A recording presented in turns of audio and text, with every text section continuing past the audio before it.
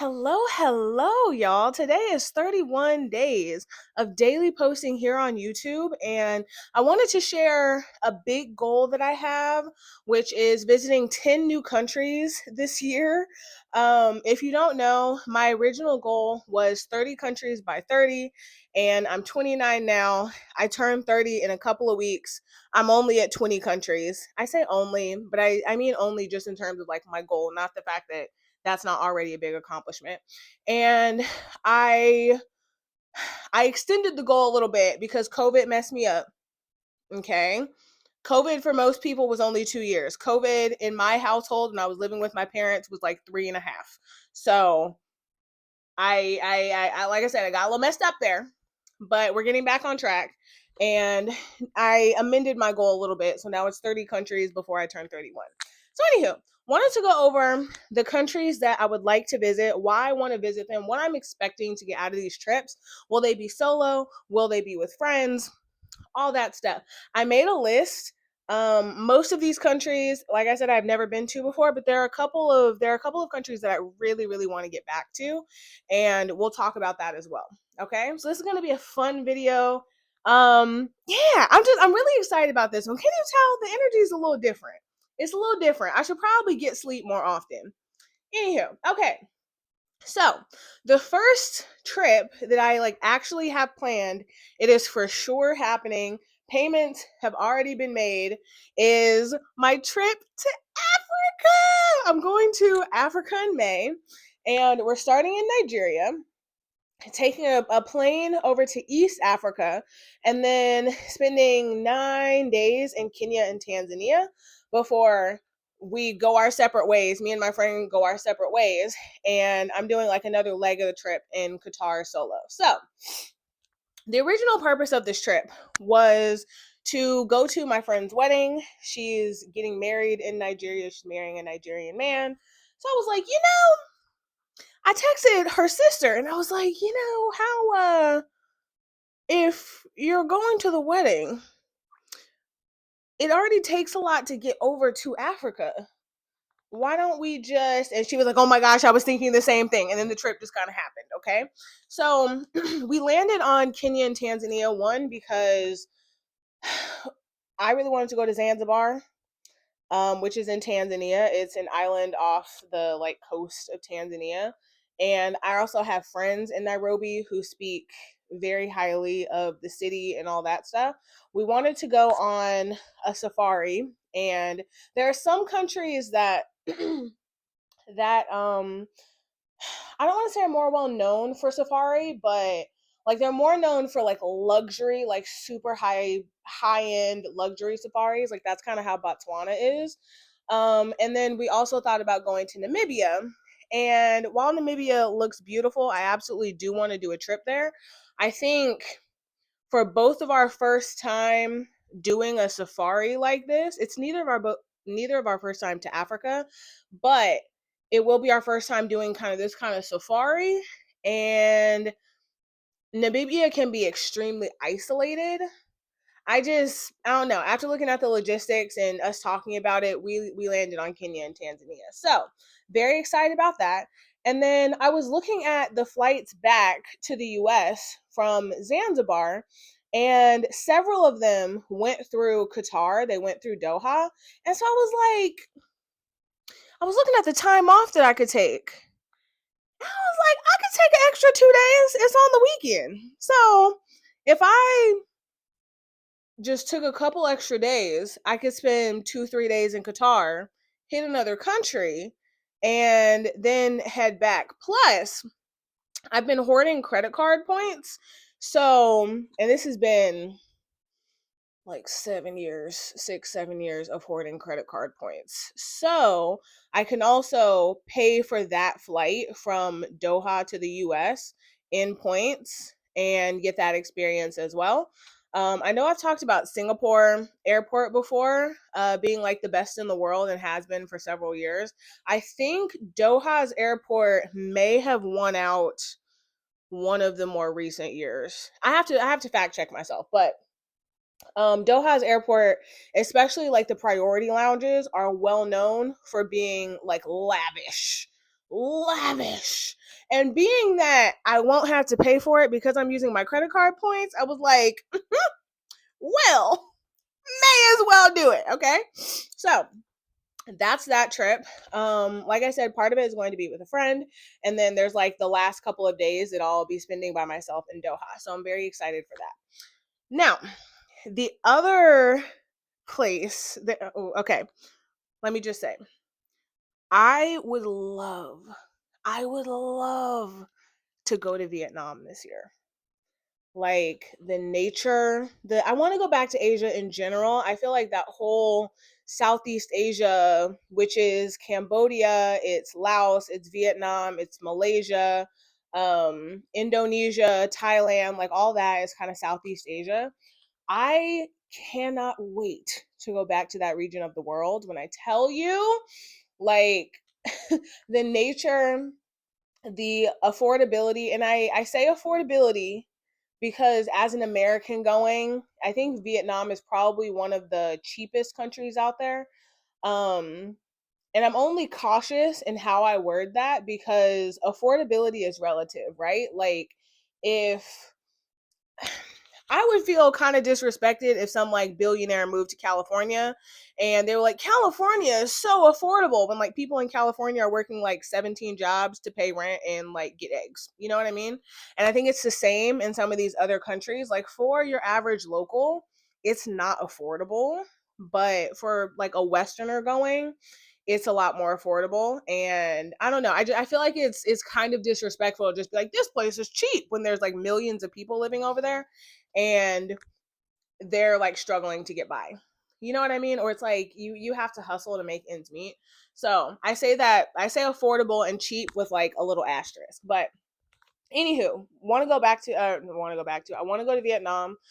There are so many cities that I see where like the skyline, not even that they have like skyscrapers or anything, but like Hoi An, Hanoi, just like lanterns along the river and the architecture with the lights at night looking across some of these like bodies of water and how beautiful the city is when people are just living their life. Like it is nothing, it's not like a special day. The place itself is just beautiful. And yeah, so Vietnam is on there. Malaysia is on here not because, oh yeah, there are a couple of natural places that I really really want to see in Malaysia. Like I think what is it called? Cameron Hills. It's just like rolling green hills. It takes forever to get there from the capital city, but I do think it's worth it. There are lots of affordable um like higher end hotels and whatnot where you can have a beautiful room overlooking like the jungle and the rolling hills. I just and then the other thing with going to Malaysia and Vietnam is that they're extremely easy to get to from Singapore, and Singapore is one of my favorite countries on the planet. So I can absolutely see myself going to Singapore, spending a couple days, not having like the rest of my trip booked, and just seeing an especially cheap flight and just ending up in Vietnam or ending up in Malaysia, like taking even from Singapore, you can do like a day trip, hire a taxi to take you over to Kuala Lumpur, which is the capital city of Malaysia, for like a few hours exploring, doing your thing, eating, all shopping, all the things, and then you just come back to Singapore. So that would also technically be a country like crossed off my list, although I'd want to spend more time. And then I would love to go back to Japan. I was supposed to go to Japan in either September or October, and I decided to be a responsible adult, like a really boring responsible adult, and not go, even though like my cousins and my sister and whatnot went. So I might need to be a little more what's the word? Because it wouldn't be irresponsible. I might need to make another trip out there because I would love to go to like Osaka and Kyoto and just see more of the city. I've been or more of the country. I've been to Japan once and literally we were there for 36 hours. It was like a quick, hey, everyone have a couple days off? Yeah, sure, let's go. And we just kind of went. I also went with a group, and it was a group of, I don't want to say older folks, but like my parents and aunts and uncles, so not old but significantly older than me. And I don't know, it's just different. That's all. It's just different. We had a good time, but it was different. Also, and this is not a new country. It's not even a country, but it's not a new place for me necessarily, is Bali. I want to spend 2 weeks minimum. Well, I think two weeks is probably the maximum I could do, but 2 weeks just existing in Bali. I would love to be able to remote work from there, so I wouldn't necessarily have to take a ton of time off, or even do like a week of remote work and a week of just existing. Just massages and good food and motorbiking around the island, okay? Like, I think if you haven't been to Asia, it can be really daunting, and understandably. But what I will say is, like, the majority of your money you're going to be spending on the flight. And there are also some hacks you can use, which I won't go into on this video. But in order to get to Asia a little bit more affordably, because everything else is going to be a lot cheaper for us as Westerners. So, for example, in well, we'll use Bali. In Bali, you can get a 2 hour massage for $20. You can get a huge plate of food for like 5 or 6. You can get a beautiful villa, like 1 or 2 bedroom villa, especially if you go with multiple people. If you and one other person are going to Bali and you each want your own room, you can get a 2 bedroom villa with a pool overlooking a rice paddy for $50 a person per night. Like, beautiful pool. You can call in a private chef for like $15 and they will cook you a whole meal that you can eat in your beautiful dining room. Like, Bali is an absolute dream, and I cannot wait to go back. So that would be beautiful if I could do that. We'll see. We'll see. I might just randomly take like a week and be like, "Hey guys, can I remote work from Bali?" And we're going to see what my company says, okay? So, if y'all just see the background and it's lush, you know what happened. You know my boss is allowing me to co-work in Bali, okay? So, another place I really want to go, and this one I have to say wasn't on my list for a long time, but the more I think about it, the more people that I see, especially Black women, going to this place and having the time of their lives, it makes me want to go. I think it has a lot of stigma around it, but I think it would be an amazing trip, is Colombia. Colombia. You guys can't see it because you can't see the bottom half of my body, but I hope you trust me enough to know that like my feet and my hips were moving appropriately, okay?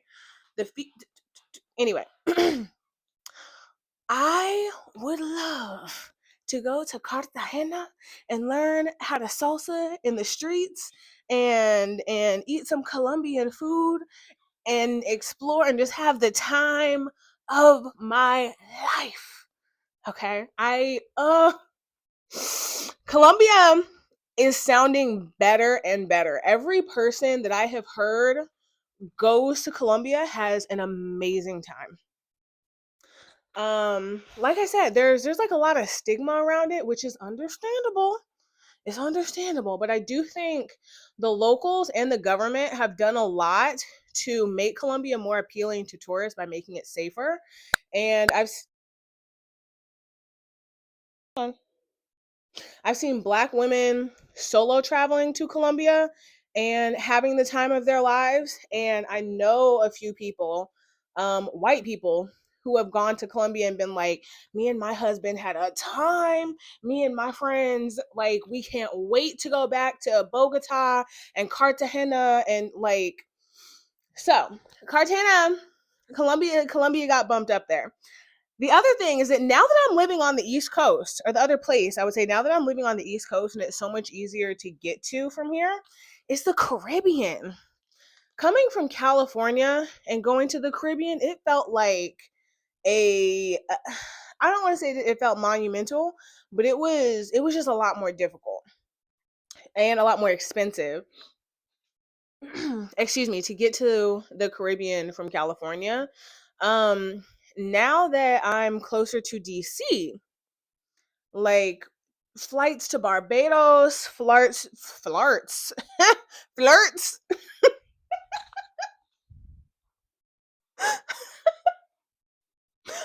to Jamaica, flights to Turks and Caicos, like I have seen some round trip flights for like $150. And certain parts of the Caribbean, there are parts of it that are more expensive and certain parts that are a little less expensive.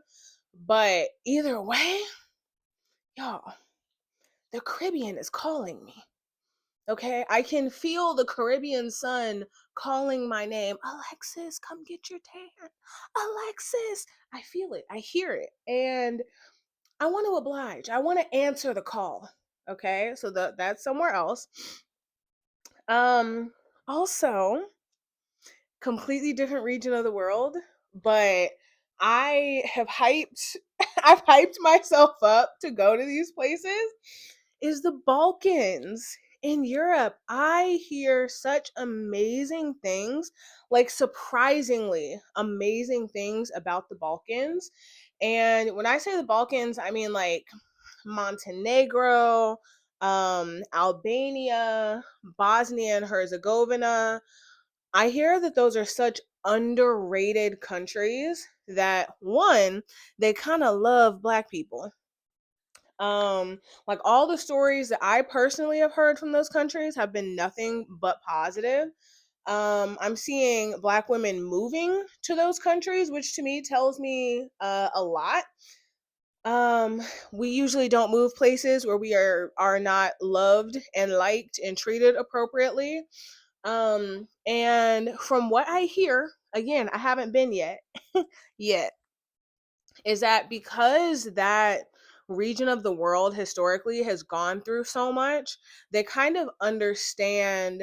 um they they have kind of a soft spot for black people because they understand struggle, versus like some other European countries where like they've colonized places, they've gone to certain African countries, they've brought Africans back from places, there's lots of African immigration, and they almost feel like it's a burden, or it's like go back to where you came from when you brought me over here in the first place, or you taught my country your language and now you don't want us to, you know what I mean?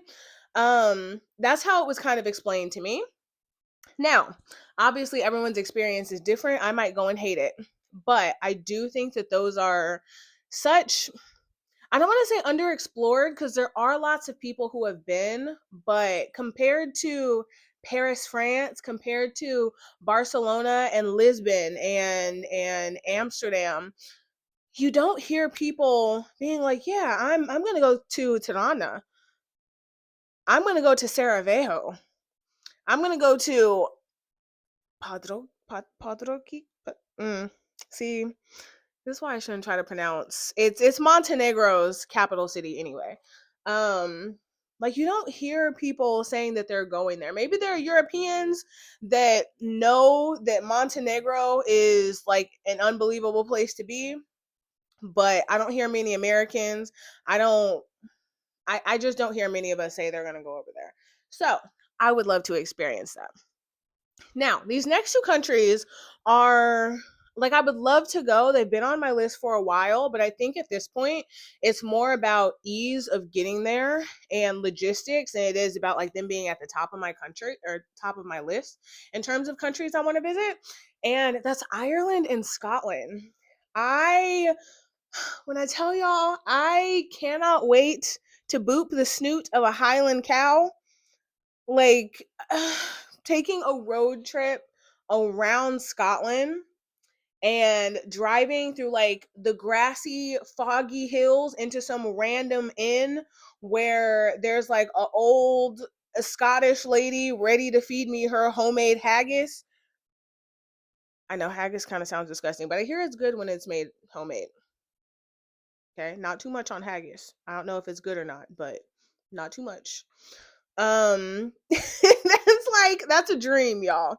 That's a dream. Just be on my little road trip through the Scottish Highlands and seeing a herd of Highland cows and running up to the fence and just ah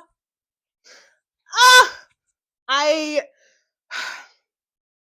this might be me just like living in fairy tale land, but I know people that have gone and have had that experience. I'm saying I in Ireland, from what I understand, only like 1%, if that, of Ireland is black, but they still like black people. Um like within reason, obviously structural issues and all that stuff. But from what I understand, like their Irish people have fun, they get down, pub culture. Like I have just heard wonderful things about not just Ireland and Scotland in terms of beauty, but I hear Irish and Scottish. English is my first and only language, y'all. Irish and Scottish people are also just very warm and friendly. So yeah. Now, last two countries, and then I'm gonna let y'all go about your day. Okay. The first one, I'm just gonna say it's Tahiti with a little asterisk for like the Maldives.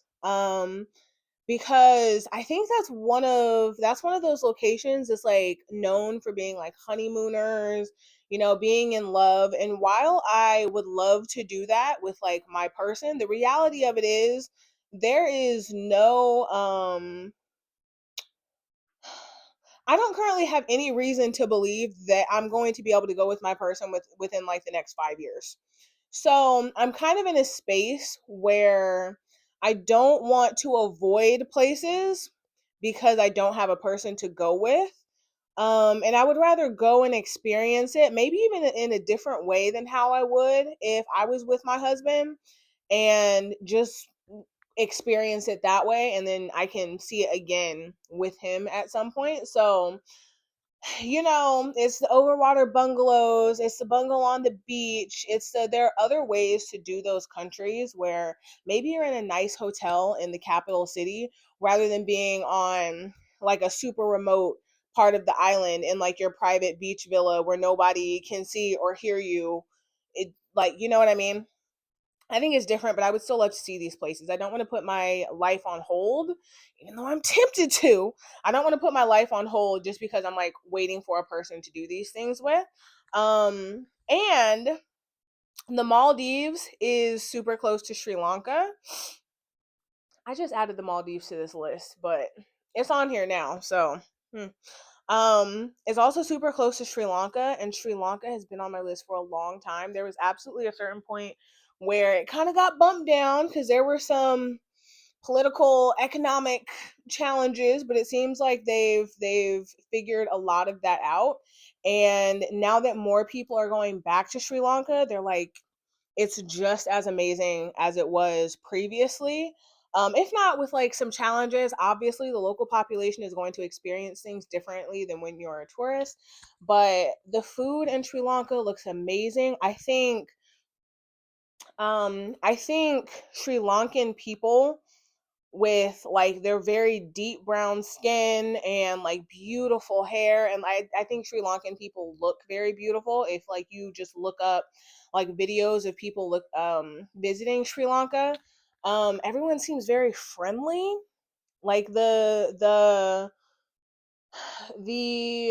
train from Candy to Ella looks like a dream. It looks like an absolute dream. I will say, that's one of those locations that I would love to go to with a man, not even one that I'm dating, just a man, so we can get like the iconic picture outside of the train. That's more of a vanity thing though. It's not fully necessary. And then Sri Lanka not only has like beautiful beaches, beautiful jungles, rolling hills, but you can also do safaris in Sri Lanka. There are so many animals that are exclusive to Sri Lanka, or like Sri Lanka is one of the few places that you can see certain animals. So I would love to do a safari through like the jungles of Sri Lanka. Love to see like the tea plantations and see some of the night markets. And I just, yeah, as y'all can see, travel is one of those things that I get very, very excited about. And I still have to work out the logistics of some of these trips, obviously, but I'm trying to set a high goal so that, it's one of those like aim for the moon. If you don't reach it, at least you'll land among the stars type thing, right? I really do think I can reach this goal, but I don't know. And maybe we'll get into this in another video, but my heart is always pulling me to other places, and I have always just had a passion for learning cultures and trying different foods, and I think this is a lot of people, but I don't know. I'm excited for this year. I'm excited to see what this year has in store for me. Um Thanks for sitting here and listening to me yap for 26 minutes. If you don't know, my name is Alexis. I post every single day here on YouTube. Check my track record, y'all. Today is day 31. My goal is at minimum 100 days. The ultimate goal is a full 365. So hop on this train early. We have fun over here. It's a good time. Sometimes we talk about more serious stuff, like how to navigate big life changes. I talk a lot about career and like breaking into tech sales and all the benefits and challenges that come with that. Yeah, I talk a lot about living more confidently, injecting a little bit more boldness, audacity into your everyday life, and how to build that confidence to build a life that you're really excited about. And yeah, I'm excited to have more of y'all here. I'm very appreciative of the 38 of you guys that are currently subscribed, and we're welcoming new members. So hit that subscribe button, and I will see y'all tomorrow. Bye.